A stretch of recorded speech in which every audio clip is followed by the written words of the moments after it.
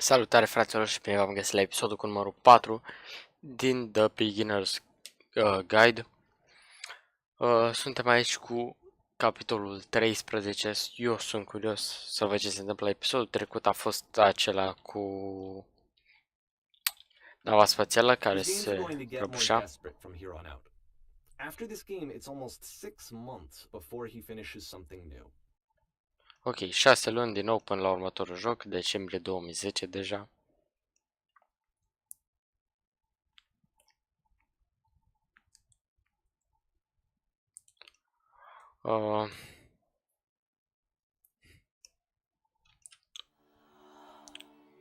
Salut! E cineva pe aici?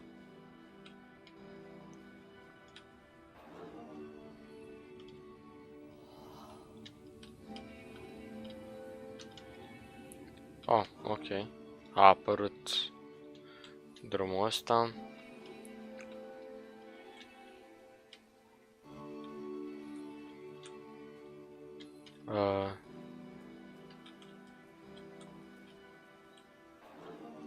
What's wrong? Părem pierduți. Sunt complet lipsit de idei.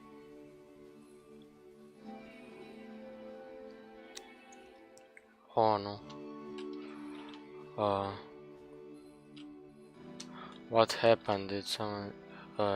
s-a schimbat ceva?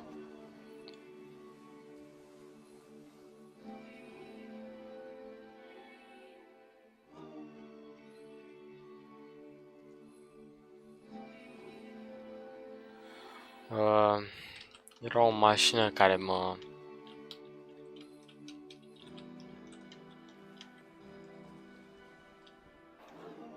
făcea să continui, dar s-a oprit.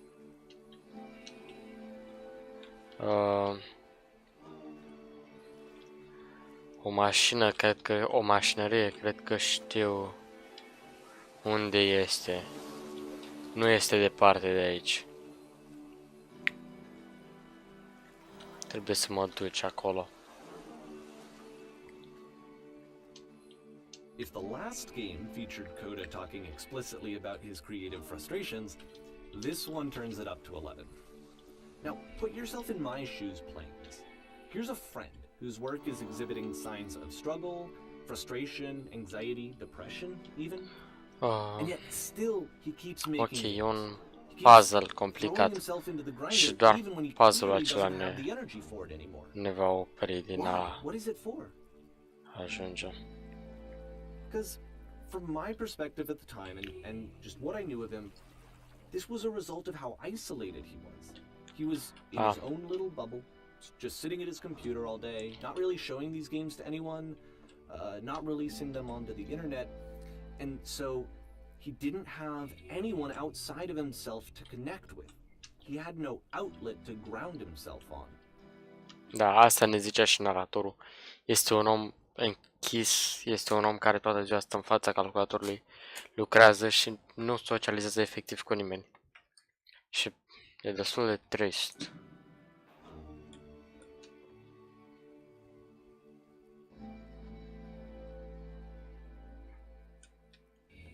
Ok, mai întâi trebuie să deschidem ușa.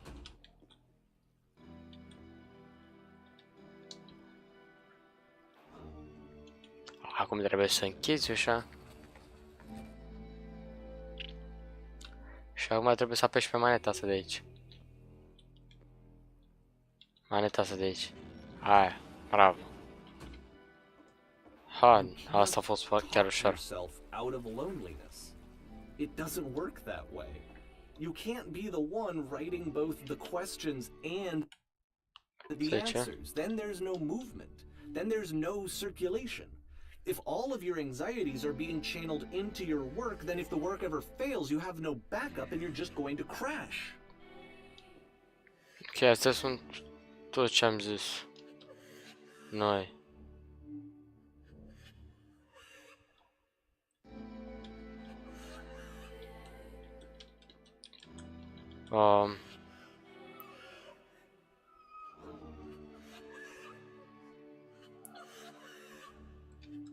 Nu este nicio mașinărie aici. Crede-mă, o vei vedea. Ok, trebuie să zicem că munca noastră este distractivă și ușoară.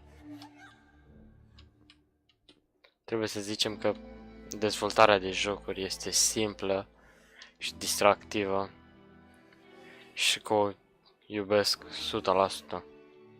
Adică mereu, mă rog. Oh.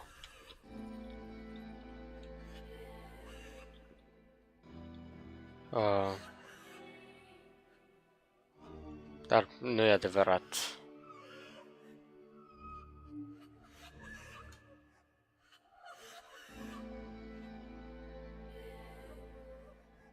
Când fac jocuri mă simt plin de energie.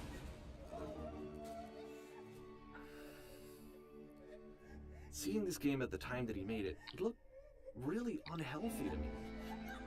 I was watching him do this to himself, and I hated it. I hated seeing him so trapped. It's like video games are not worth this amount of suffering.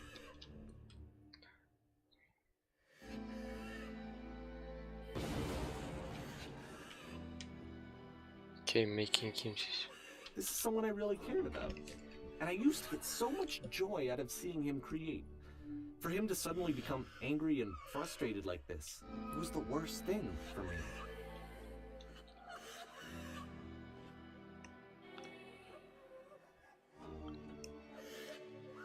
Trebuie să continuăm. Fiecare sacrificiu făcut pentru munca mea merită 100% din timpul depus.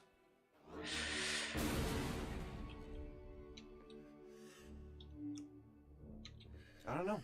This is what I felt at the time. I don't know how else to explain it. I wanted it to stop more than anything. I had never felt so rotten. I needed more than I had ever needed anything for this to stop. Ok. Acela era... But it Ce? didn't stop. Dar nu After s-a finishing oprit. this one, Coda takes another 7 months and Ok. Ce vrea naratorul să spune e că el și-ar fi dorit ca acest băiat, acest tip, nu știu dacă e fată, nu știu dacă e băiat momentan, Codec, să se oprească din a mai face jocuri și doar să revină să aibă și el o viață normală. Să vorbească, să iasă cu prietenii, să lucruri normale care pot face un om fericit, lucruri care țin de o viață obișnuită, lucruri pe care el nu le făcea și se închidea în lumea lui, departe de a socializa, departe de oameni reali, departe de orice. Și asta e cea mai mare problemă. Ideea e că el nu s-a oprit din asta și a continuat și peste 6 luni a terminat următorul lui joc. up with a new game. În mai 2011.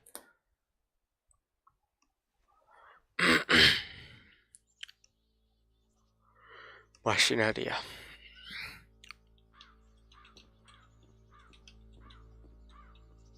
Un gardian.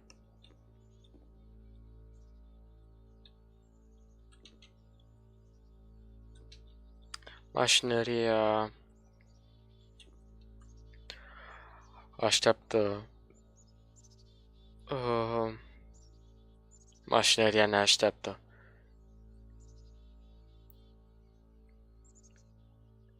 Vreau să fiu rapid, vreau să fie în liniște sau vreau să fiu brutal. Vreau să fie în liniște. Iarăși puzzle-ul ăsta.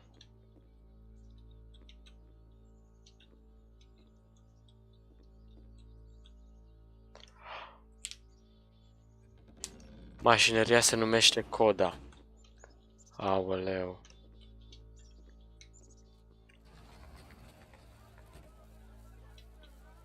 Ce? E un... Tu zici, încearcă să ne facă poze, să ne ia interviu, să ne filmeze. Wow.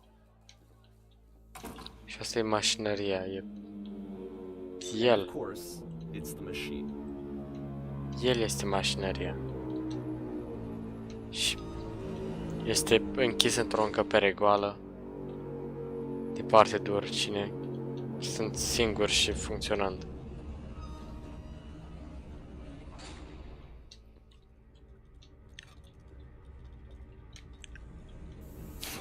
Te-ai oprit din munca ta ne ținea în viață. Oamenii de acolo își pot imagina ce durere ai pus în gânduri.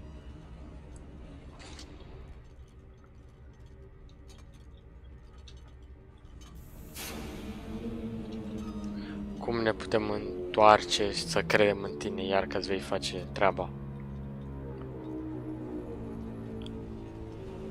Am fost atât de singur.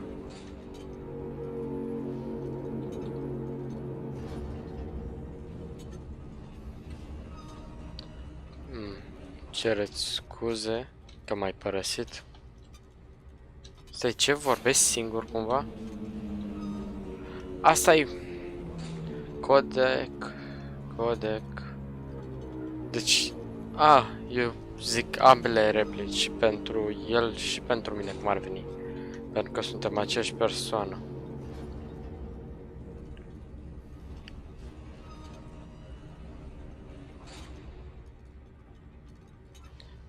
Gândește-te atent, știu cum te pot răni.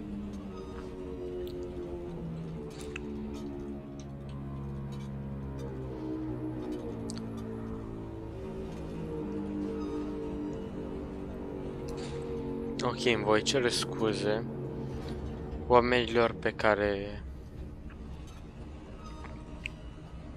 care nu știu ce înseamnă be half, pe care i-ai rănit sau ceva.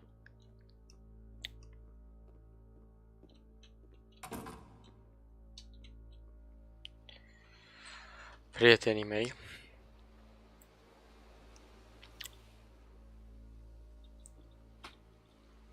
trebuie să vă dau vești proaste.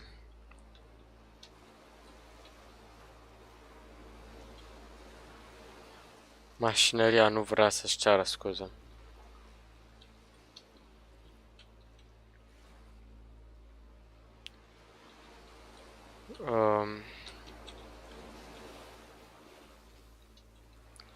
Vom găsi o metodă să trăim fără ea, n-avem nevoie de jocuri.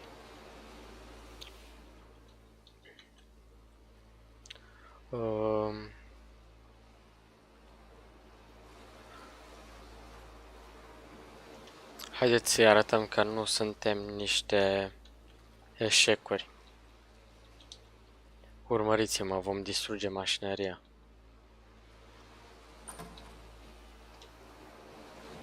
Stai, ce?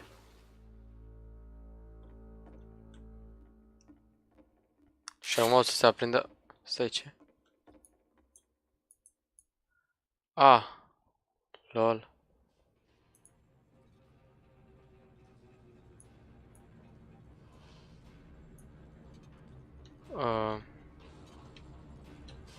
Coda, voi avea grijă ca munca ta să moară aici.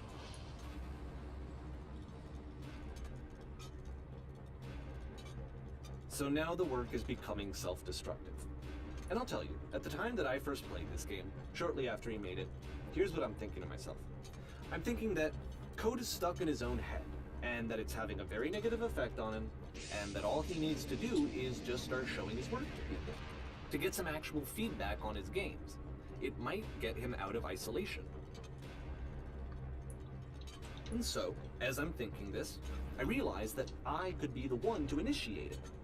Because it would never occur to Coda to start actively soliciting feedback, so what if I did it for it? If he could see the difference... Ok, naratorul s-a gândit că Kodak ar putea ieși din această depresie doar arătându-și munca altor oameni. Și așa că a intervenit el pe linie pentru a-l ajuta să-și expună jocurile, pentru a ieși din acest fel de depresie în care era o luptă interioară a lui, se certa el cu el însuși.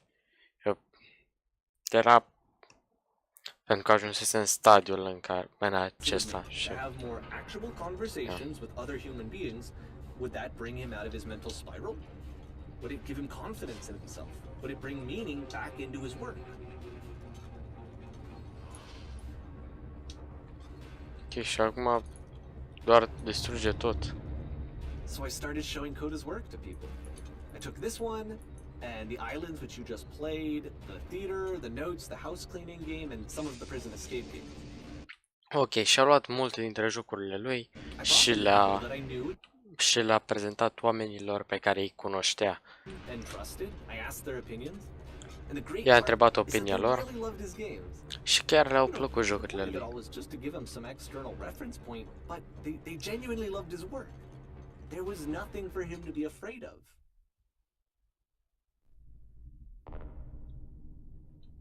Ok, mașinăria.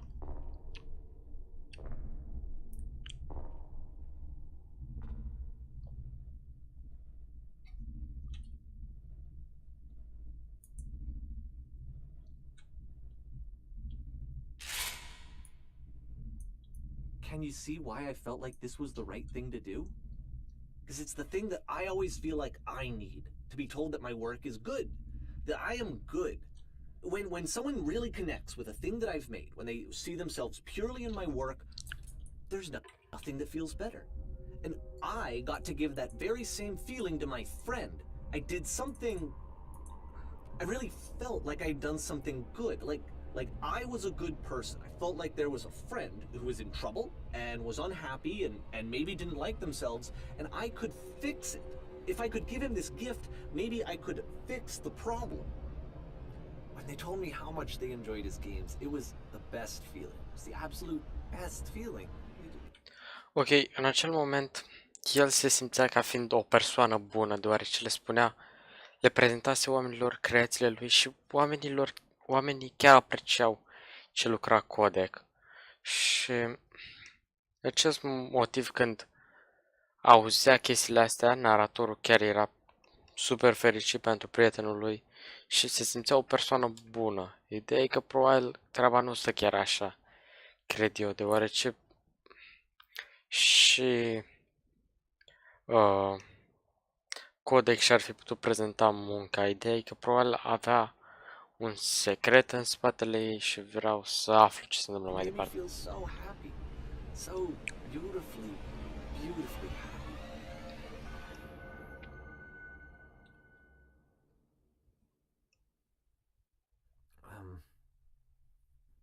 So anyway, Coda finishes this game, and then really he just kind of takes off for a while.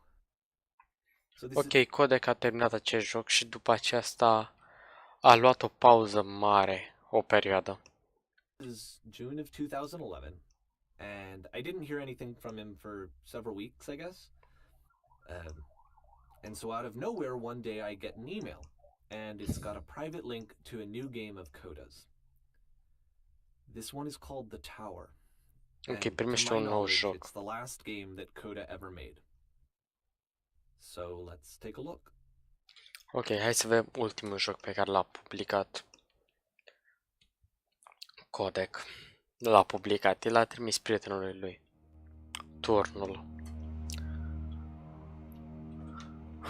Ok. Zi-mi că nu e un And this is where I labirint. have trouble Nu. saying anything meaningful about Coda's work. Because more than anything else, the tower just feels distant. It feels like it's trying to distance itself from the world. It's a very cold game. Ok, zice și naratorul că este un joc foarte rece, senzația aceea de tristețe, de separat de lume. Este senzația pe care Kodak o transmitea prin această muncă a lui. Probabil că astea erau trăirile pe care le simțea.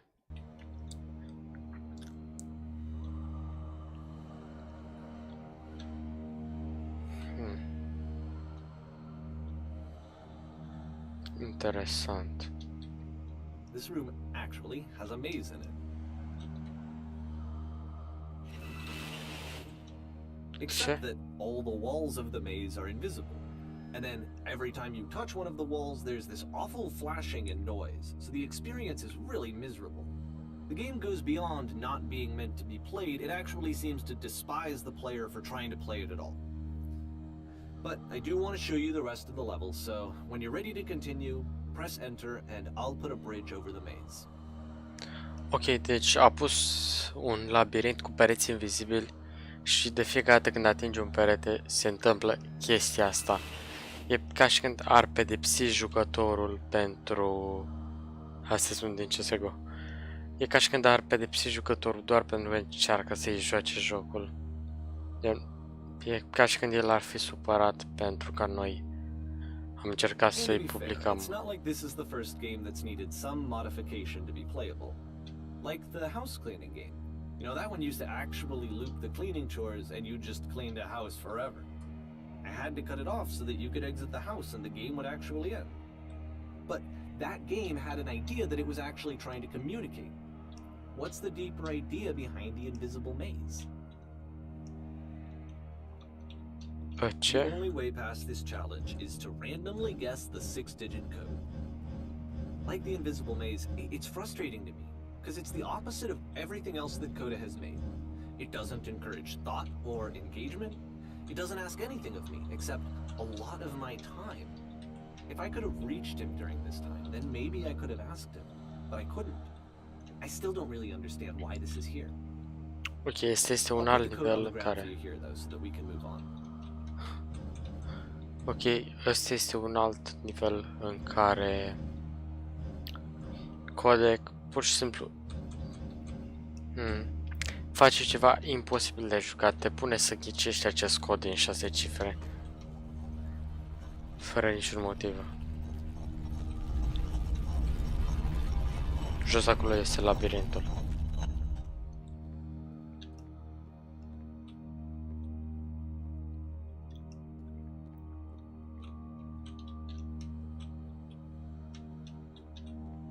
The switch to open this door is actually on the other side of the door, meaning that it's literally impossible to solve from this side.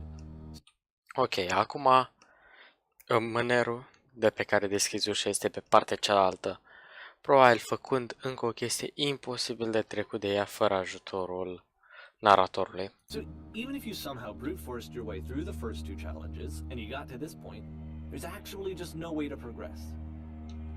And it's scary for me, the idea of Coda cutting himself off entirely, just saying, you know, that's it, that's the end of the conversation, not giving me any way to fix the problem. I feel like a failure, I guess, when I can't fix the problem. But I can open this door for you, so let me do that. A zis că ne deschide ușa. Ok, și asta este minunatul mâner. For not understanding this game? I don't know why I would be. It's not like everything needs to have a solution. I feel it somehow. I feel like I failed, and I don't understand why. Ok, cred că am înțeles cum funcționează. Acolo era mânerul pe care ar fi trebuit noi să-l apăsăm doar pentru a trece nivelul. E imposibil și codec vrea să ne... It's June of 2011. I'm playing this for the very first time. And as I'm playing, I'm thinking to myself, I don't know this person. I have no idea who this person is. It wasn't the guy I knew, it wasn't my friend. Ok, eu îmi imaginez acest loc ca fiind mintea lui codec. Un loc negru, un loc pustiu, un loc rece, unde pur și simplu nu poți ajunge deoarece e făcut special pentru a fi închis.